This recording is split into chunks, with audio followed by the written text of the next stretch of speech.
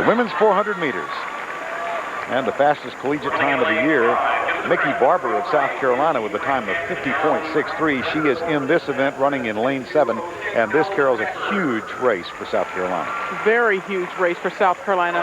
Mikele will be running this race, the 400. She will also be running in the 200 meters and the 4x4 before the day is out. Now, this woman was on the Olympic team as an alternate in the 4x400 meters relay for Sydney. And also, I think it makes it a little difficult to come back and run the collegiate season because, remember, the Olympic Games was only over in October. She did not have a lot of time off to take a nice break like usual. She runs in lane 7, and next to her, Demetria Washington from South Carolina.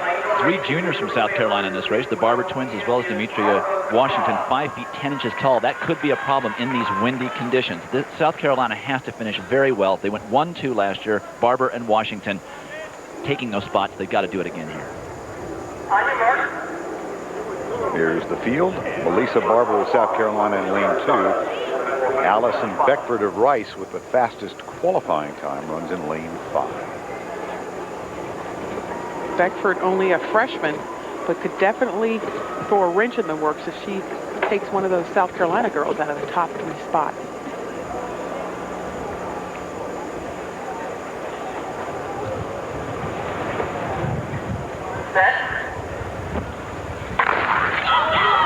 Beckford in 5, 2 South Carolina women in 6 and 7. Washington and Barber, and the twin sister, Mikele Barber, runs in lane 2.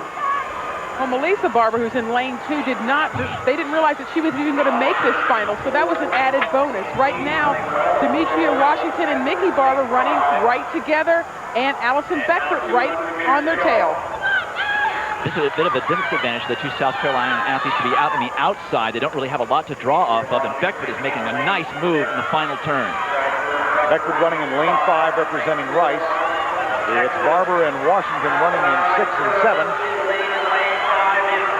And Allison Beckford, the freshman from Westmoreland, Jamaica, has the lead.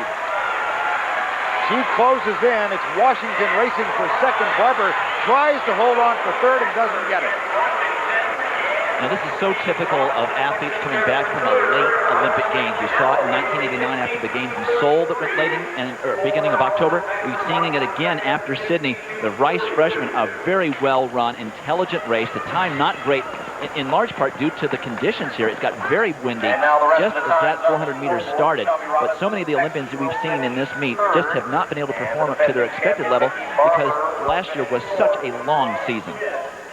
You know, it really is a long season, and I don't think a lot of athletes realize how much rest they have to take. Also, it was a long trip to Sydney. You take a look at the screen right now. There's Beckford, the back of your screen in the blue. Demetria Washington from South Carolina, Mikele Barber from South Carolina. Right now, Beckford decides it's time to put the pedal to the metal. She makes an incredible move coming into the home stretch. She has been behind the 2 South Carolina girls until this point. This is their first opportunity to get a look at her. And the first thing they see is her blow by them in a very fantastic fashion. And she is well within herself. She's very relaxed and is in control of the race.